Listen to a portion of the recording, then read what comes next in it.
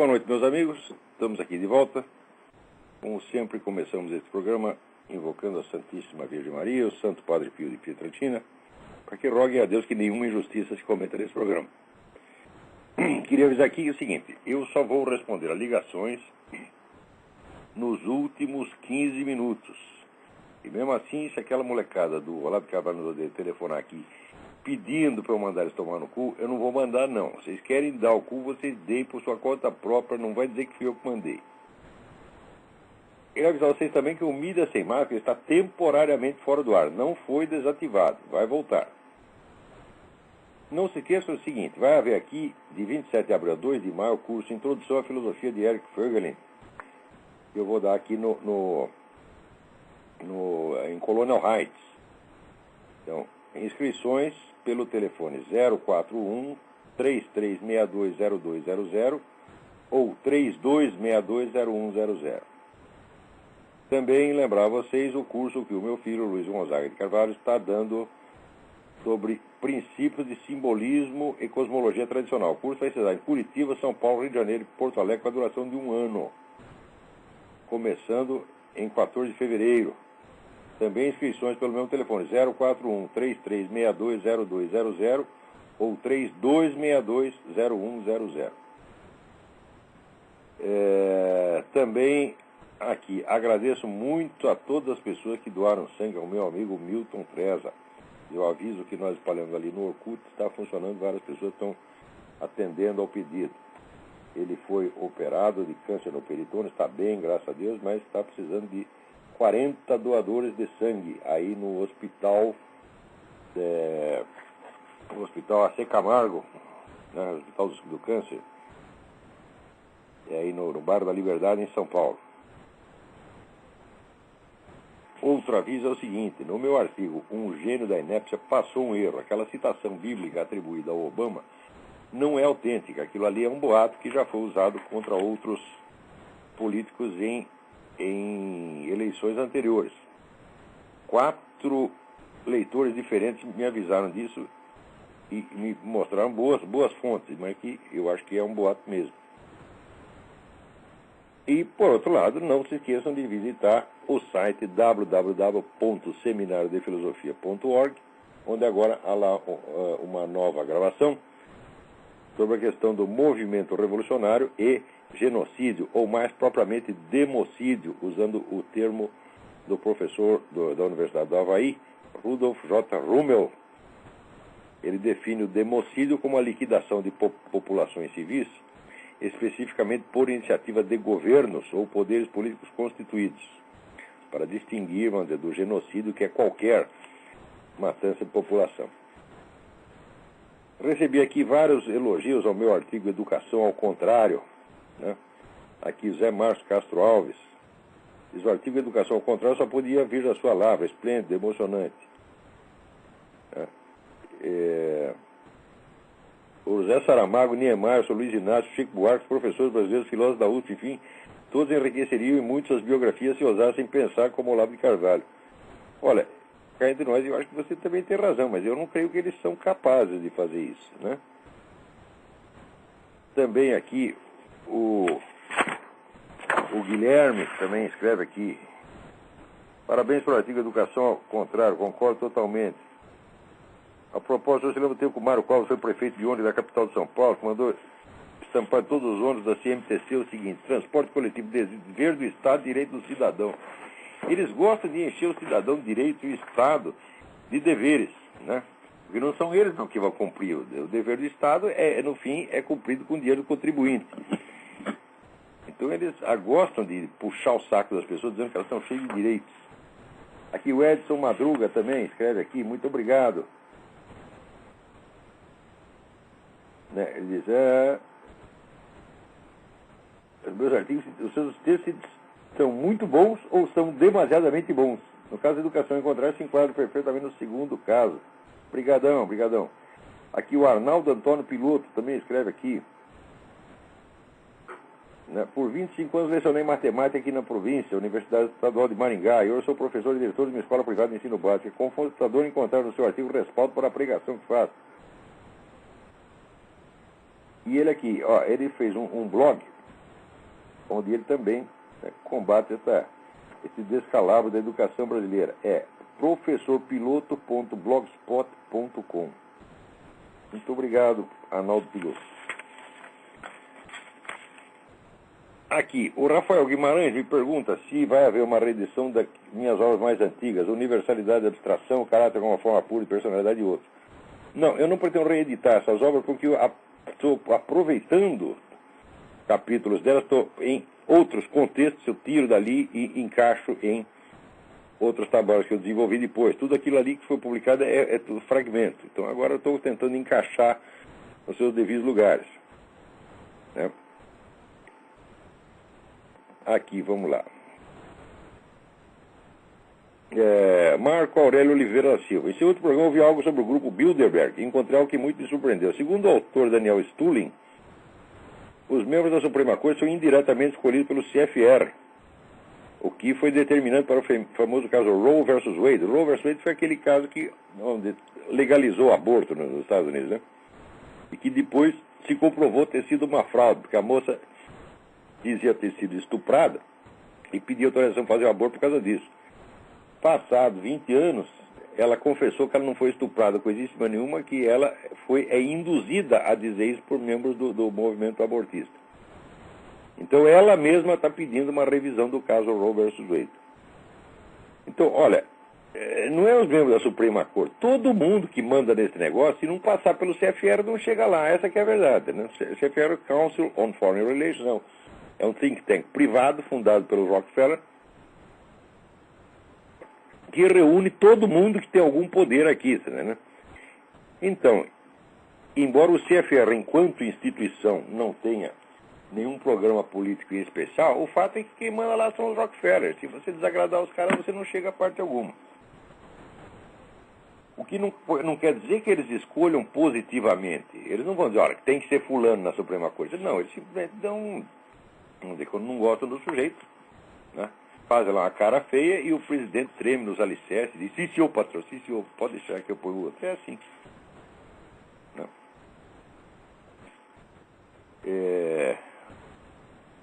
Aqui o Mair Fortuna diz, encontrei com frequência uma referência ao gastar dinheiro do governo. Essa afirmação tornou-se um hábito. E de todos sabendo que o governo não tem dinheiro. O governo nem produz nem bem nem serviço. Claro, o dinheiro é seu, seus trouxas. Dinheiro do governo coisa nenhuma. O dinheiro é seu, é de vocês. Né? Vocês é que pagam. Aqui nos Estados Unidos, pelo menos as pessoas têm alguma noção de que esses caras do governo são empregados deles. Mas no Brasil não tem, não. No Brasil todo mundo se considera. Se a gente chega lá no governo, ele vira o patrão. Né? É incrível. É a mentalidade meio escravagista que sobrou no Brasil. Aqui, por exemplo, você vê, tem umas coisas fantásticas, né? O Obama mandou suspender todo o julgamento de terrorista, e teve um juiz militar que falou, não suspendo não, vou julgar o cara e mandar pra cana. E o Obama, o que fez? Não fez nada, enfiou a viola no saco, ficou quietinho. Por quê? Qual é a única saída? A única saída que ele teria seria ele retirar a queixa contra o terrorista. Mas se ele fizer isso, vai pegar muito mal. Então ele não pode fazer nada. Então o juiz militar colocou o pinto em cima da mesa e o presidente teve que baixar a cabeça. Tá vendo? Quer dizer, a democracia ainda funciona aqui. Aqui, o Alfred Smith Palliser diz uma coisa muito certa. Ele diz, eu aqui os países também deveriam ser objeto da sua mensagem. Aliás, acho que eles deveriam ser objeto de estudo preferencial. Argentina, Uruguai, Chile, Peru, México. Né? É verdade, em todos esses países tem gente muito interessada nesse assunto e eu tenho muitos leitores lá. Houve um tempo em que um grupo de padres de Brasília traduzia todos os meus artigos para o espanhol. Mas depois que o padre que estava lá, o padre Xavier, voltou para a Espanha. E daí acabaram as traduções. Eu ainda tenho várias em arquivo, mas elas estão fora do ar. Vou ver se coloco novamente. E vou seguir a sua sugestão, viu, Alfred? Obrigado.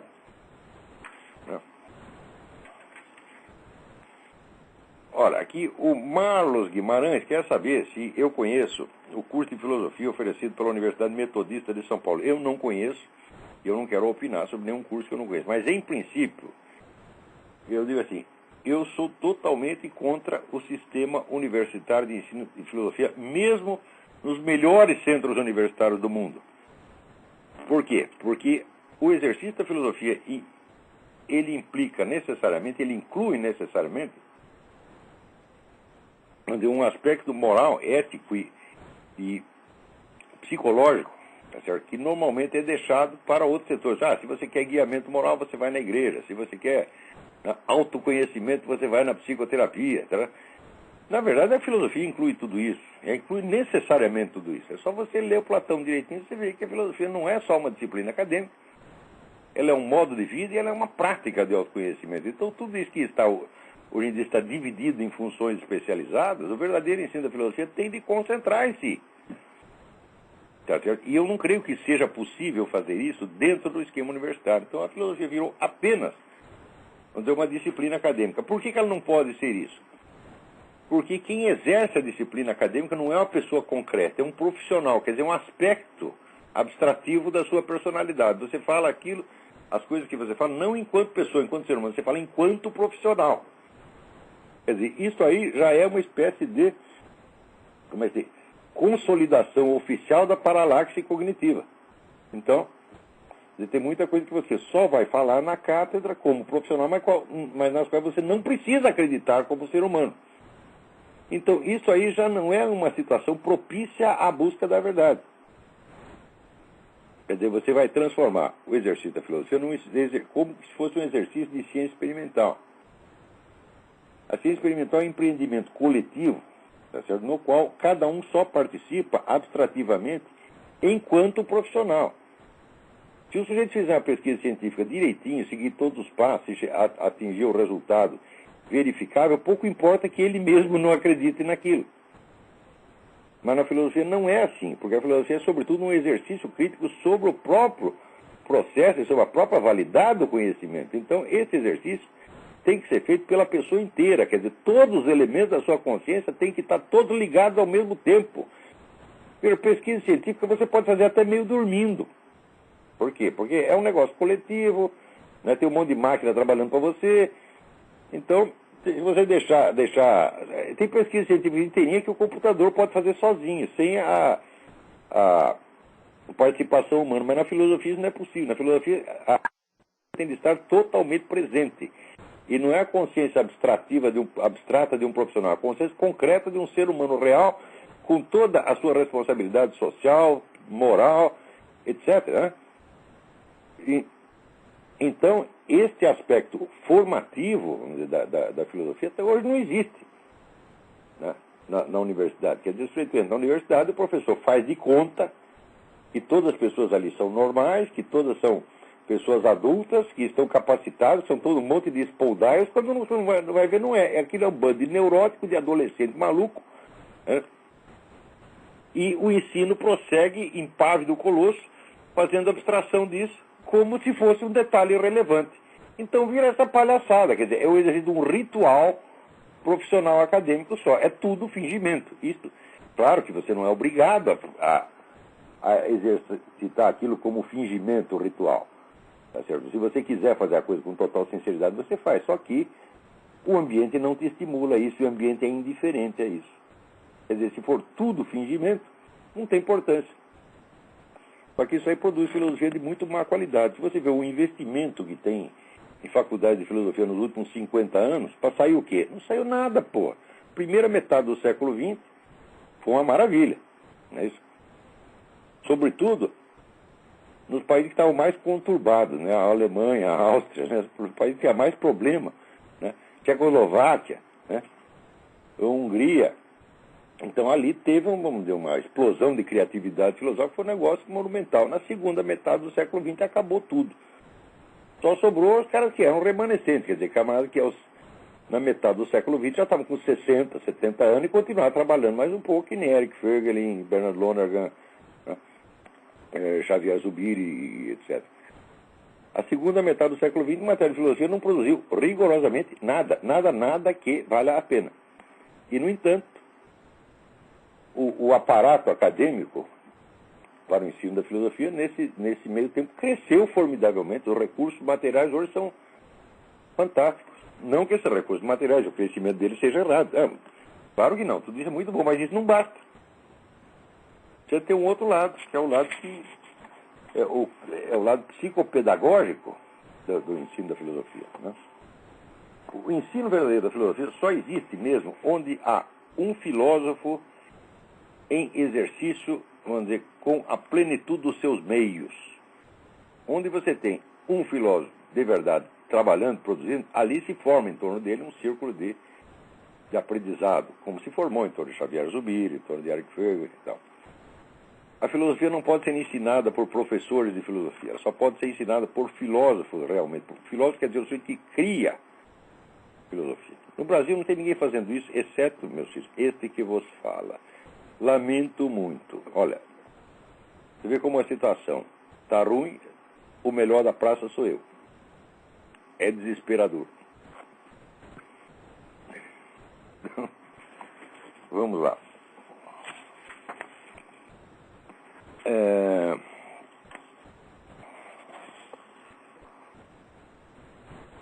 Olha aqui está.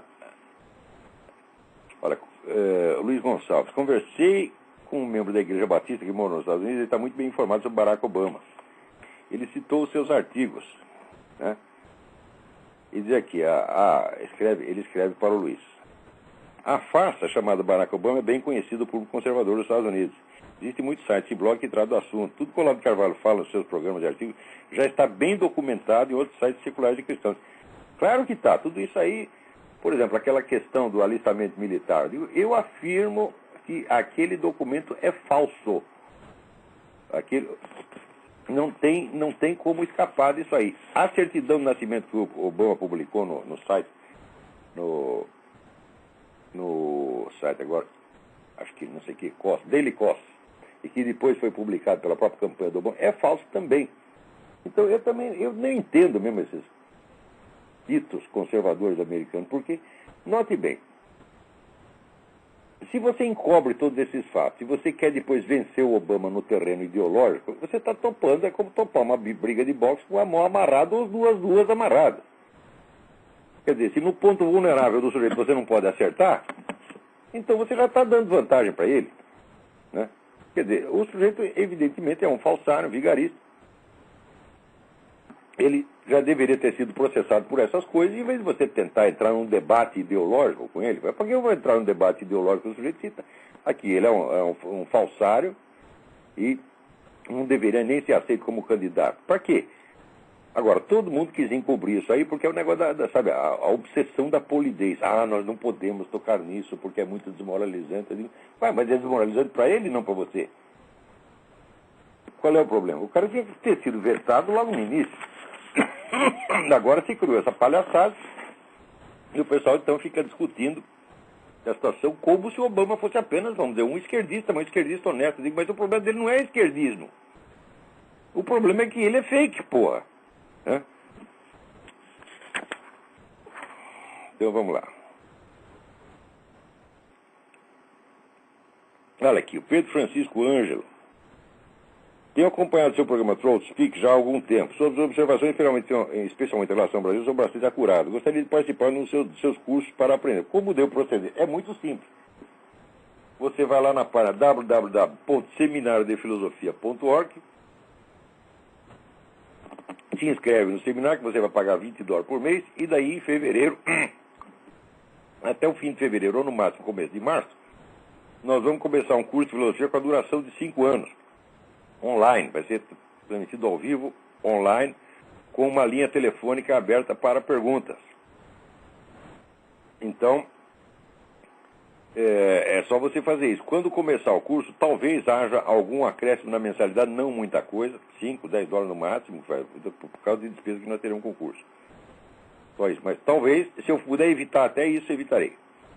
Agora, aqui, o José Santini me manda uma mensagem muitíssimo importante, em que ele fala dos livros Le Travail Intellectuel et la Volonté, o trabalho intelectual e a vontade, e o livro L'Art de l'Apprentissage d'écrire, de Jules Payot. Eu li esses livros, li um monte de livros de Jules Payot 20 anos atrás, são fabulosos mesmo, você tem toda a razão, José Santini, eu simplesmente esqueci de mencionar, né?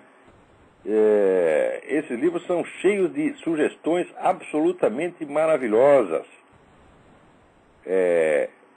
L'apprentissage de l'art d'écrire, você trocou aqui as bolas. né? E o outro é Le Travail Intellectuel et la Volonté. Então, Jules Payot, P-A-Y-O-T. Vocês encontram isso em edições pré-históricas, você está entendendo? Em sebos. Eu no Brasil comprava um monte lá na livraria brasileira, uma livraria comunista que tinha ali no centro da cidade, mas tinha livros espetaculares. Muito bem.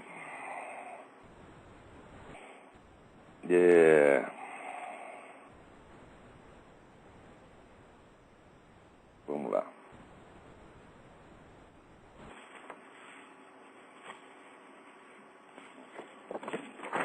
Olha aqui, ó, que coisa ótima. Perguntaram para o índio, chefe duas águias da tribo sul, qual é o problema com o homem branco? Ele disse, o homem branco chegou num país onde a administração era dos índios. Não havia impostos, não havia dívida pública, tinha búfalo suficiente, castores e água potável. O feiticeiro fornecia serviços médicos sem cobrar e as mulheres faziam todo o serviço, exceto a caça. O homem índio passava seus dias caçando e pescando e as noites fazendo sexo. Só o homem branco idiota poderia pensar que o sistema aquele poderia ser melhorado. Esses índios também botavam as mulheres para trabalhar e ficavam só se divertindo, porra. Daí aqui, o Genário Alves Vieira Filho, gostaria que o senhor comentasse essa aberração. Ele me manda um vídeo com um debate no Sintusp, Sindicato dos Professores da USP,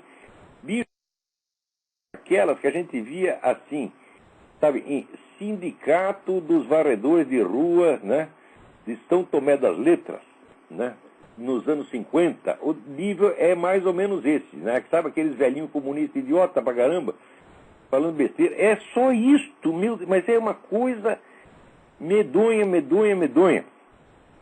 né, ai. Daí ele pede aqui, eu gostaria de um comentário sobre a corrente filosófica norte-americana denominada pragmatismo. Bom, olha, o pragmatismo começou aqui no século XIX com William James, né, e o Charles Sanders Peirce. A ideia básica do pragmatismo é o seguinte, é que a linguagem humana não pode ser uma representação do mundo objetivo. Né? Quando você dá um conceito de uma coisa, não é que você está descrevendo uma realidade, você está apenas expressando o uso que você pretende fazer daquela coisa. Eu sempre achei que isso não faz o menor sentido, porque a expressão do uso que você pretende fazer da coisa também é uma descrição objetiva de um dado da realidade, que é o quê? O uso que você pretende fazer da coisa. Então, se eu, por exemplo, dou aqui um conceito de elefante, o pragmatista diz, mas isso não é uma descrição objetiva do elefante, é uma descrição do que você pretende fazer com o elefante. Eu digo, mas é uma descrição objetiva ou também é uma descrição subjetiva, né? Se o meu conceito de elefante é apenas a descrição de um uso que eu pretendo fazer do elefante, então a minha descrição do conceito de elefante também é a descrição que eu pretendo fazer do uso que eu pretendo fazer do conceito. E essa, por sua vez, é uma descrição do uso que eu pretendo fazer do conceito, e assim por diante. Quer dizer, a norma fundamental, a regra fundamental do pragmatismo não faz o menor sentido. Tá certo? Eu sempre achei que todos os pragmatistas, incluindo William James, são subfilósofos. Charles Sanders Peirce, eu acho assim, cômico. Eu escrevi um negócio sobre Charles Sanders Peirce, outro sobre o Richard Rorty, eu acho esses camaradas cômicos. Eles dizem coisas que assim, que não... simplesmente não dá para engolir, né? É uma filosofia muito fraca. O que não quer dizer que às vezes não contém ali uma observação psicológica, não filosófica, não lógica, mas psicológica, aguda. O William James era um excelente psicólogo. Tá? Bom, agora aqui, essa carta também é importante, Tiago Tondinelli. Né? Vem aqui com um nome, mas quem assina é outro. Tiago Tondinelli, essa carta é importante. E a seguinte dúvida eu gostaria de ajuda. Muita gente atrela a arte moderna de 1922 como sendo irmã ideológica do comunismo, já que esses dois movimentos revolucionários desejavam quebrar a tradição em suas esferas de influência. O primeiro no âmbito estético e o segundo no político. Contudo, os mesmos intelectualóides que ele dizem que a prova de que o nazismo seria de direita é que Hitler atacava a todo instante a arte contemporânea e defendia um certo paisagismo, estilo clássico greco-romano. Ai, meu Deus do céu, mas esses camaradas dizem tanta besteira, Tiago, tanta besteira. Em primeiro lugar, no modernismo de 22, havia de tudo. Havia E comunista não tinha nenhum. Depois alguns se tornaram comunistas. Oswaldo de Andrade se tornou comunista, como ele depois se tornou fascista, direitista, católico. Oswaldo de Andrade mudava de partido toda semana. A maior parte ali depois foi para o integralismo, a começar pelo próprio Plínio Salgado. Plínio Salgado era um dos caras do movimento de 22. Né?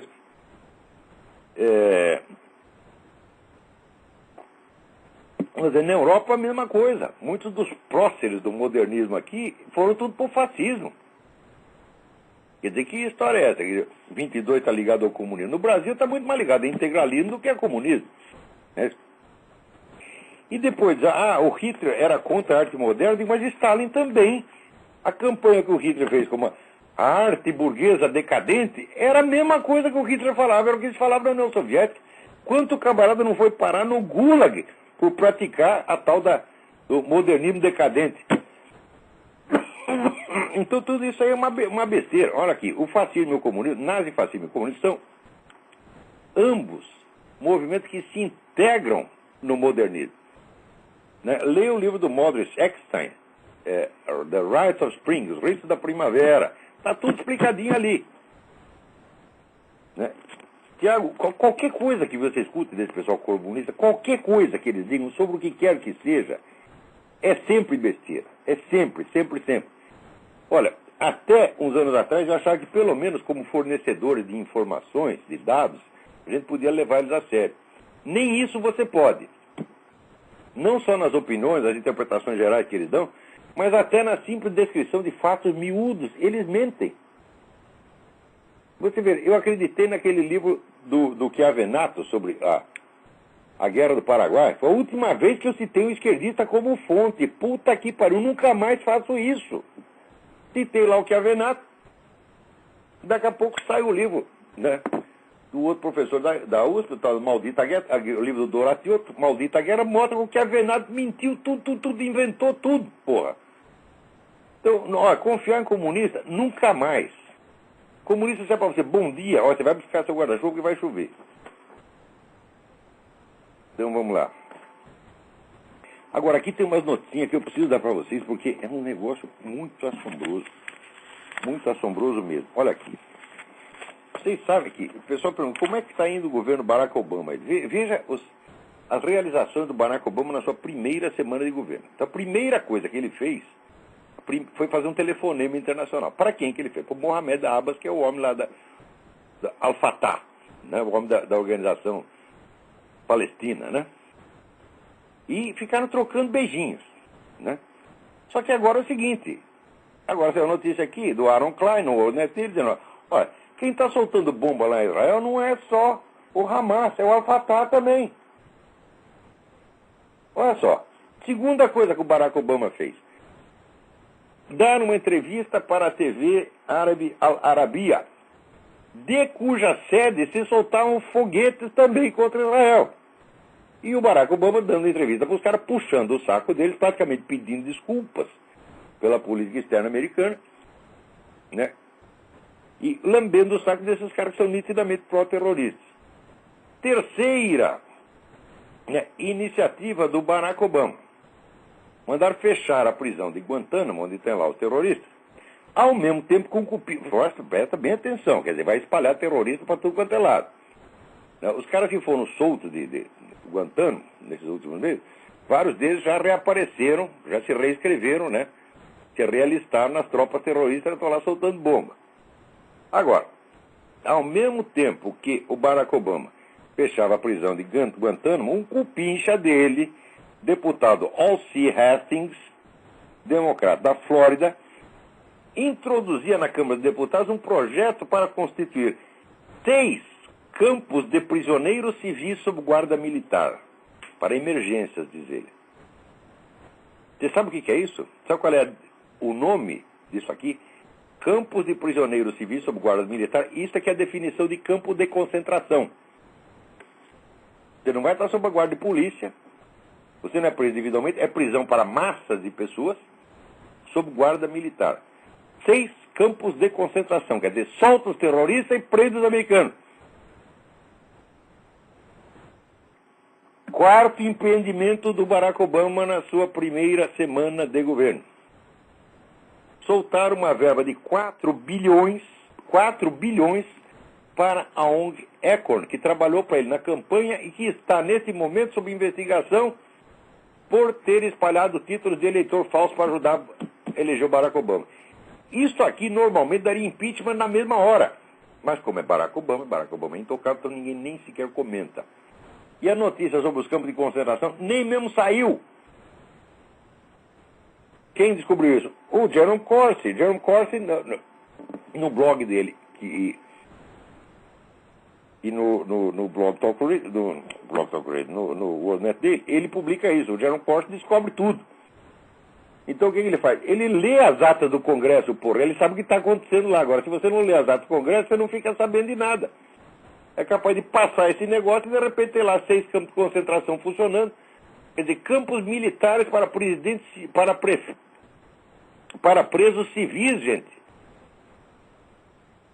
Vocês sabem o que é isso? É monstruosidade.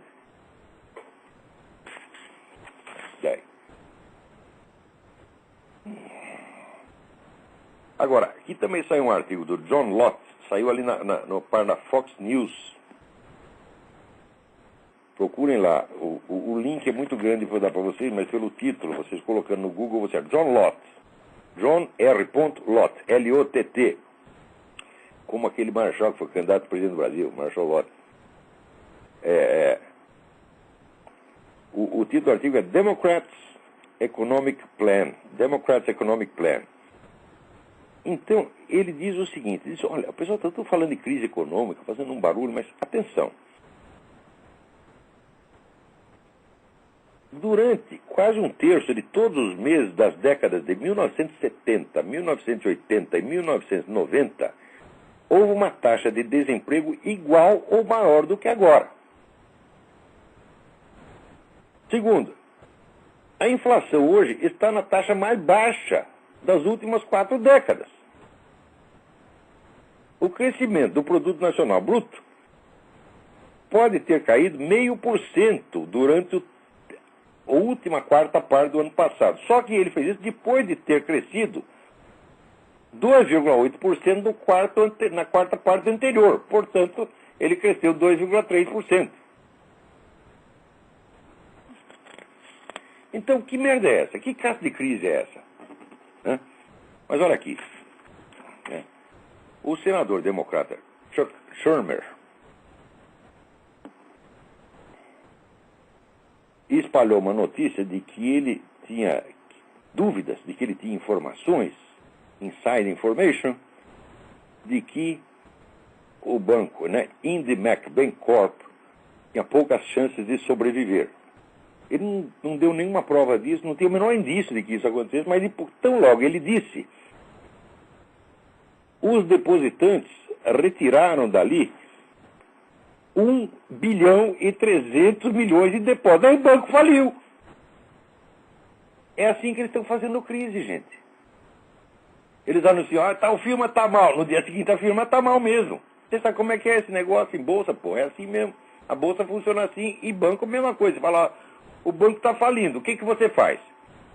Você tem conta ainda, sei lá, no Itaú, no Bradesco e tal. Daí chega lá um sabireta, ministro, não sabe quanto, o deputado, o senador, fala, o banco está falindo. A primeira coisa que você faz, vai correndo lá e pega o seu dinheiro. Só que todo mundo faz a mesma coisa, daí o banco vai para as picas mesmo. E foi assim. Então, diz o John Lott, em alguns anos tudo vai voltar ao normal. Mas daí vai voltar ao normal automaticamente. E daí os democratas vão dizer que havia uma crise terrível e que eles consertaram tudo. Quer dizer, a crise é inteiramente fabricada, gente. O que estava em crise realmente era a Previdência. Né?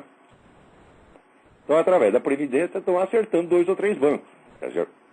Mas 2 ou 3 bancos não são uma crise nacional. Só aqueles bancos que foram idiotas o suficiente para acreditar em Barack Obama, Chuck Schumer e outros, e emprestar dinheiro para quem não podia pagar. Aqui o meu banco, que eu não vou dizer o nome, né? Eu fui lá e pedi, queria fazer uma cerca custa caríssima aqui, fui lá pedir $5 mil. Os caras falaram, não, nós não vamos te dar porque você está devendo $100 para, não sei o que, acho que devia para o PayPal. Fizeram muito bem. Vou ficar bravo, mas isso que é um banco que presta. O banco falou, investigar, minha coisa, só tem dívida aqui, enquanto eu não pagar, nós não podemos te emprestar. É assim que se faz. Agora, chega lá o sujeito e diz, eu quero um empréstimo para pagar minha hipoteca. Né? Qual é o seu currículo? Ele diz, bom, eu já tive preso 4 vezes, né? Meus filhos estão tudo no reformatório, né? Matei 3 pessoas, né? Fugi do serviço militar, né? Queimei a bandeira americana, pronto, está aqui. Esse aqui é o meu currículo. Daí o banco, sim, senhor, sou excelente cliente, toma lá seu dinheiro. E quem garante o dinheiro? O governo. Então aí não vai. Agora, também outra notícia dessa semana muitíssimo importante. Saiu no Der Spiegel, na Alemanha, dizendo que o governo russo, né, afirmou que ele tem total direito ao Polo Norte e regiões circunvizinhas. Eles precisam de matérias-primas que tem ali, né, sobretudo no Oceano Ártico, né? E eles querem tudo para eles. Eles avisaram que não vão dividir com ninguém e que a defesa daquela região será feita por meios militares. A ocupação da região será feita por meios militares. Atenção! Enquanto o mundo inteiro está falando de globalizar, né? Dissolver as soberanias, etc, etc. A Rússia não. A Rússia quer a sua soberania e pôr o pino na mesa. Tá, né? E ela que paga, né? O dinheiro da KGB paga todos esses bosta que ficam falando de globalismo, governo mundial, etc, etc. Né? Daí eles falaram isso, e olha, quem está muito entusiasmado por isso é um sujeito chamado Alexander Dugin. Eu já há anos falo do Alexander Dugin. O Alexander Dugin é o homem mais importante do mundo. Ninguém conhece. Você nunca vai ler o nome do cara no New York Times, não vai ouvir na CNN. Presta atenção, é o homem mais importante do mundo. É um filósofo russo maluco, tarado, tá certo? Gnóstico. E ele quer fazer, diz ele, a reunião dos 3-3. 3-3 é a terceira Roma, que é a Igreja Ortodoxa Russa, né? O terceiro Reich e a terceira Internacional. Então, juntar o tradicionalismo russo, mais o nazifascismo e o comunismo. Tudo para foder com o Ocidente. E, note bem, incluindo nisso o Islã. Absorve o Islã. O Islã é um dos elementos fundamentais da estratégia do Alexandre Dugin. Né? Então, e atenção, o Alexandre Dugin é o guru do Putin.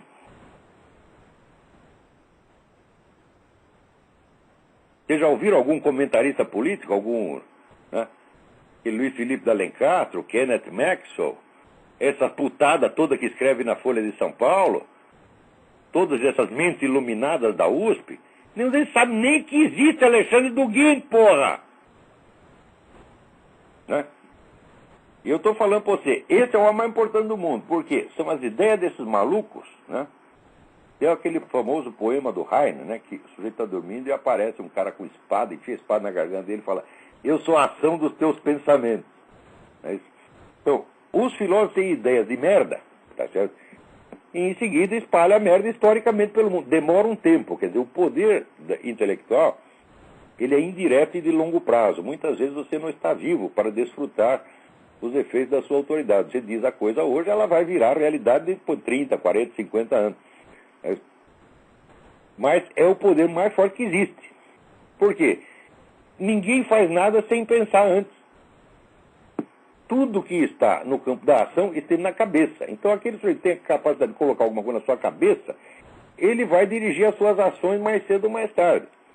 Então Alexandre Dugin, embora seja maluco, a meu ver, tá certo? Maluco não no sentido vulgar da coisa, mas no sentido de desejo, de poder, que a gente faz.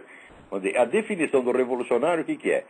É o sujeito que inventa um mundo melhor a ser executado mediante a concentração do poder. Então ele entra exatamente nessa definição. Só que é a maior concentração de poder da história humana. Se juntar essas três merdas, a Igreja Ortodoxa mais o Islã, né? E o terceiro Reich, os remanescentes nazifascistas do mundo inteiro, que é gente pra caramba. Isso não tem uma força política organizada, mas tem uma força ideológica remanescente ainda muito forte, e vai ter sempre, porque isso é um aspecto, vamos dizer, estrutural da modernidade. Né? E mais a terceira internacional, os comunistas. Você já pensou juntar toda esta merda? Né? Olha só. Então, preste atenção nesse nome, Alexandre Dugin. Eu logo vou escrever alguma coisa sobre o cidadão. Ele leu, assim, os gurus dele são Júlio Zévola, René Guénon, Karl Marx, Bakunin, né? Mistura tudo. A ideia dele, presta bem atenção, é uma ideia que também não é dele. Em ficção já existia isso no livro do Raymond Abeille, A Fossa de Babel. Então, A Fossa de Babel é um dos romances mais letrados que eu já vi na minha vida. É uma organização secreta de intelectuais de primeiríssimo plano, do nível do Alexandre Dugin, pelo menos todos eles, que dirige secretamente todos os movimentos ideológicos do mundo, comunista, nazista, fascista, terrorista islâmico, etc, etc, etc. E, olha, passou um tempo que era ficção no Raymond Abeille, está virando realidade através da pessoa do seu Alexandre Dugin. Quer dizer, o Alexandre Dugin já não, ele é um personagem do Raymond Abeille, mas é um personagem que existe realmente, entendeu? Quer dizer, saiu das páginas da Fossa de Babel e se encarnou no sujeito chamado Alexandre Dugin. Então já existe como um movimento intelectual organizado. E também já existe como ação política através do seu Vladimir Putin. Olha como as coisas acontecem. Vem os idiotas dizer que a economia rege a história. A economia não rege nada, meu filho. A economia só produz meios, ela ou te dá os meios ou só nega os meios. Mas ela não decide. Tá certo? O que decide é o fator intelectual e espiritual de longuíssimo prazo. Tá certo? Então, você quer saber o que vai acontecer no futuro? Veja o que os intelectuais menos conhecidos, mas mais capacitados, estão falando hoje. Se no meio desses intelectuais mais capacitados aparece um maluco revolucionário gnóstico, pode ter certeza que a putada na geração seguinte vai estar fazendo tudo aquilo que ele mandou. Agora, se chegar um sujeito dando bom conselho, etc., né, como Platão deu um monte de bom conselho, Aristóteles deu um monte de bom conselho, São Tomás de Aquino deu um monte de bom conselho, o Eric Schweger deu um monte de bom conselho. Aí ninguém quer saber. Os bons conselhos são seguidos só individualmente, mas os maus conselhos são seguidos coletivamente.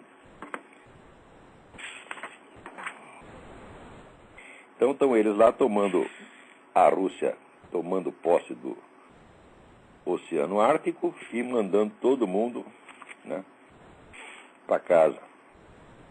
Veja que coisa. Agora, eu recebi um apelo aqui de um cidadão americano chamado David Goldman. Ele foi casado com uma brasileira. E a brasileira se separaram, a brasileira foi para o Brasil, né, com o filho, morreu. E o sujeito que era, vamos dizer, amante, companheiro, sei lá o que, dela no Brasil, ficou com o filho. Agora o David Goldman quer o filho de volta. Ele fez um apelo que eu investigasse o assunto e escrevesse algo. Eu não posso dizer mais nada além do que eu disse aqui. Por quê? Porque pela lei brasileira, esses casos de família transcorrem em segredo de justiça. Então, eu não posso nem dizer o que eu acho do caso. Mas, de qualquer modo, aqueles que tiverem interesse, vocês podem ler os apelos do David Goldman, né? Estão circulando pela internet. O nome escreve David Goldman com um N só. O filho chama-se Sean. Então, www.bringseanhome.org. Leiam lá. Não posso dizer mais nada. Escrevi para o cidadão lá no Brasil que está com a criança e o homem desse esclarecimento falou, olha, a coisa transcorre em segredo de justiça, então nem eu mesmo posso falar nada. Então, se ele não pode, muito menos eu.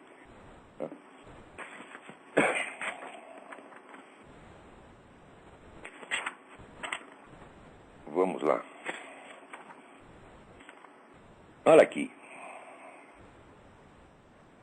O irmão do Obama foi preso lá no Quênia por maconha, porte de maconha. O cara é um miserável que vive lá numa favela, todo fodido, né? Agora, aqui, você sabe qual, se fosse, né, o primo, irmão do tio, da avó, do sobrinho do George Bush, sairia manchete em todos os jornais do país. Aqui, como é com o Obama, até os republicanos dizem, não se deve explorar essas coisas, isso aí é golpe baixo, né? Então, como golpe baixo? Olha aqui, o Obama, no livro de memórias dele, ele diz que ele aprendeu com a tia a ser o guardião e protetor da família. A tia está morando numa favela aqui, e o irmão está morando em outra favela no Quênia.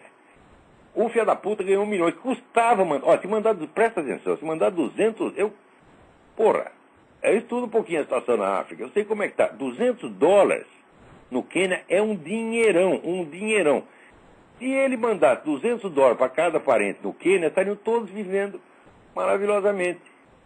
Tiraria o irmão dele da merda, salvaria a vida do irmão. Algum dia ele se preocupou com isso? Jamais. Agora, o cara que não se gaba de ser o guardião e protetor da família e não manda, se quer 100 ou $200 por irmão, deixa o irmão nessa coisa, é claro que é um irresponsável. Não é isso? Né? E o irmão está lá, fumando maconha para ver se aguenta essa situação. Eu também fumaria maconha, encheria a cara, tomaria pico, faria tudo. Olha lá, tem a foto do lugar do sujeito mora. Se eu morasse num lugar daquele, estava eu lá tomando pico, se tivesse dinheiro para pagar o pico, evidentemente. Ele deve ter conseguido de graça. Agora aqui, vocês sabem que aquele bispo Williamson, né? Que foi um dos 4 bispos que foram reintegrados na igreja agora pelo Papa Bento XVI, o sujeito foi excomungado no tempo do concílio por ter sido sagrado bispo contra a vontade do Papa, sem autorização do Papa, pelo bispo, pelo cardeal Lefebvre. Acontece que, examinando direitinho as leis lá, o Bento XVI chegou à conclusão de que esse negócio era inválido, de que essa excomunhão era inválida, então ficou sem efeito. Não é que ela foi suspensa, ela foi declarada nula, quer dizer, ela não valia no instante, pelo Código de Direito Canônico, ela não valia no instante em que foi decretada. Foi só isso que o Papa fez. Bom, acontece o seguinte, que 20 anos depois desse acontecimento, 20 ou 30 anos depois desse acontecimento, esse bispo Williams andou lendo lá uns negócios do tal do revisionista e chegou à conclusão de que o Holocausto não aconteceu e disse isso. Tá certo? Agora, o mundo inteiro está protestando. Não pode tirar a excomunhão dele porque ele falou o Holocausto não existe. Isso é inteiramente absurdo. Você, por conta de um novo delito, que não é um delito eclesiástico, é um delito civil. Porra! Vocês não pensam? Né? Você vai manter uma situação, uma penalidade canônica anterior referente a outro crime e que é juridicamente inválida. Você querer que o Papa faça isso? Ora, se o Tribunal Eclesiástico fizesse isso, qualquer primeiranista de direito ia rir da cara desse tribunal, ele ia se desmoralizar completamente. Vocês querem fazer um negócio contra o bispo Williamson, vocês metam um processo nele. O Papa não tem absolutamente nada a ver com isso. Agora fica até esse Hans Kung, exigindo a renúncia do Papa. Porque Hans Kung é uma besta quadrada, um vendido, comunistinha. Nada que o Hans Kung diga, o que o Hans Kung diz só tem importância na Folha de São Paulo. Me empresta o Hans Kung em 10 minutos, tá certo? E depois ele de joelho de 4, porque é uma besta quadrada, mentirosinho, é um Leonardo Boff alemão, você tá entendendo? Agora, você veja, o pessoal, o grande rabinato de Israel rompeu relação com o Vaticano por causa disso, mas que estupidez, meu saco! Nesta hora, que está o mundo inteiro descendo o cacete de Israel, né?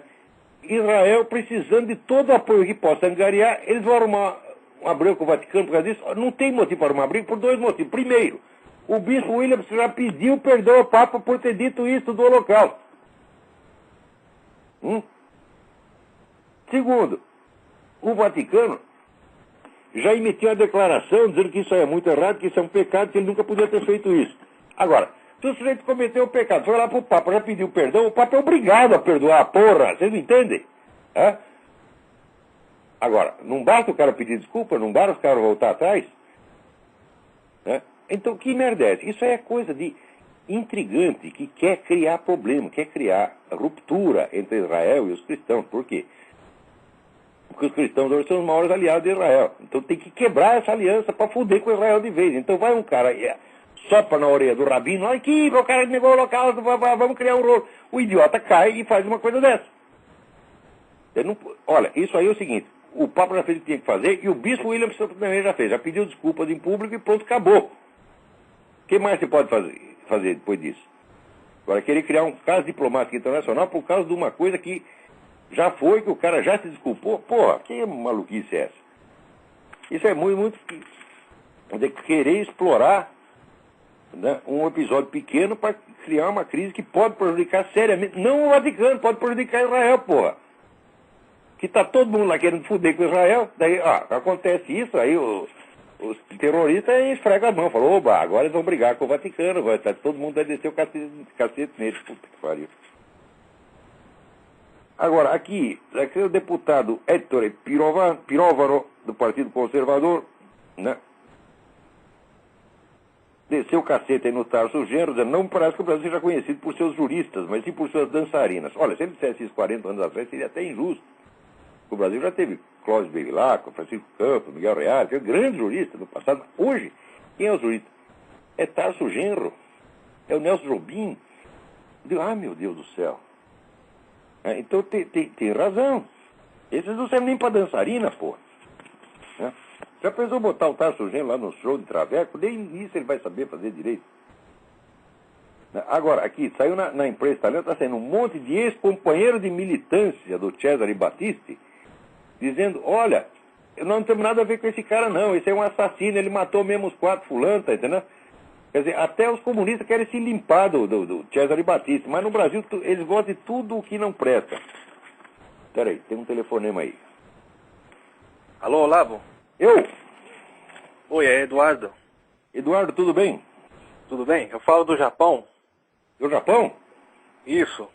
Tudo bem? Tudo bem. Eu gostaria de que o senhor fizesse algum comentário sobre o Japão, no que se encaixaria nesse contexto da nova ordem mundial. Olha, se eu soubesse eu diria, mas já me fiz essa pergunta, mas eu não tenho resposta. Eu não tenho informações corretas. É porque assim, eu moro aqui. Oi. Eu moro aqui no Japão, né? E a situação atual é da crise está tomando conta, né, geral, né? E o que a gente percebe é que mercados, vamos supor, de produtos importados estão sumindo do Japão, né? E eu não sei se é verdade, mas eu ouvi um certo comentário que o Japão tentou, de certa forma, mexer no processo da internet. Você acha que seria possível? O Japão está tentando se fechar de novo? Eu já me perguntei isso aí, falei, mas qual é o papel do Japão nesse negócio? Mas não encontrei um único trabalho que me explique isso direito. Quando houve aquele negócio daqui, veja aquele russo que disse que os Estados Unidos vão se dissolver e desmembrar em 6 regiões, uma dessas regiões estaria sob a administração do Japão. Essa coisa que esse russo falou não é um diagnóstico, isso é um projeto. Tá certo? Esse projeto está circulando nos altos círculos lá do governo russo. Se esse projeto está circulando, então alguma conversa com o Japão já houve, porra. Mas eu não encontro mais nada sobre isso. Nada. Quem tiver, por favor, me mande. Tá ok, então, Olavo. Obrigado, um abraço. Pelo lembrete, extremamente importante. Aqui, Paulo Antunes me pergunta. Gostaria de perguntar se o senhor poderia esclarecer, se possível, sobre essa convergência que existe comunistas, neonazistas e islamitas contra a democracia ocidental. Eu estou dizendo para você, tudo isso foi inventado por um sujeito chamado Alexandre Dugin. Tá certo? Então, é um camarada muito perigoso, porque você veja, o sujeito, para ele poder ler Júlio Zévola e Karl Marx e Bakunin ao mesmo tempo, ele precisa ter uma elasticidade mental muito rara. Muito rara. Tá certo? Mas o problema do Dugin é o seguinte, é um sujeito de uma cultura enorme, mas você vê que a base filosófica dele é extremamente frágil. Ele não conhece filosofia clássica, ele só conhece a coisa da modernidade. Então, leu essas coisas, Júlio Zévola e Karl Marx e Bakunin ficou enfeitiçado, tá entendendo? Vamos lá. O que mais temos aqui? Aqui não tem mais nada. Ainda temos alguns minutinhos. Muito bem, procure na internet um artigo Ofensiva contra as Forças Armadas Latino-Americanas, do Alejandro Penha Esclusa. Extremamente importante este artigo. Né? Também procure na página do Lew Rockwell uma entrevista do Gerald Celente, Celente, sobre a depressão, sobre a crise. Gerald Celente é um cara que é um analista econômico, já fez sempre previsões muito acertadas. E ele está fazendo as previsões mais apocalípticas aí. O link é muito comprido, não dá para dar para você, mas procura na página Lew Rockwell, Rockwell, entrevista com Gerald Celente, Celente. Agora está aqui o Obama de que o Lula deve controlar a esquerda latino-americana. Uai, mas não é isso já que o Lula faz? Não, o Lula, o fundador do Foro de São Paulo, né? O Lula já está fazendo isso, porra. E é por isso mesmo que está esse problema. O pessoal acha aqui que o problema aqui é só o Hugo Chávez, né? E que o Lula é bom tipo. Não, mas porra, o Hugo Chávez é criatura do Foro de São Paulo, porra. Ai, meu saco. Isso quer dizer que toda aquela besteirada que a Condoleezza Rice falava, né? Continua sendo a orientação oficial do governo americano, né? O Hugo Chávez é malvado, o Lula é bonzinho. Então o Lula tem que controlar a esquerda latino-americana, como se ele tivesse feito outra coisa desde 1990, quando fundou o Foro de São Paulo. Agora, para ver que nem tudo é notícia má, o New York Times encerrou o ano 2008 com um prejuízo líquido de 57 milhões de dólares, contra um lucro de 208 milhões no ano anterior. É claro, tá vendo o que dá mentir, está totalmente desmoralizado esse jornal. O New York Times já teve que arrendar metade do seu edifício para pagar suas dívidas. E se continuar assim, se não tomar jeito, se não tomar vergonha na cara, né, vai acabar mesmo. A propósito disso, leiam o livro do Bernard Goldberg, A Slobbering Love Affair, starring Barack Obama. É aqui com uma capa que parece aqueles cartazes de filme romântico dos anos 50. The True and Pathetic Story of the Torrid Romance Between Barack Obama and the Mainstream Media. É um meloso caso de amor, né? Não percam isso aqui, é um livro... O Bernard Goldberg escreve assim que você passa mal de tanto dar risada.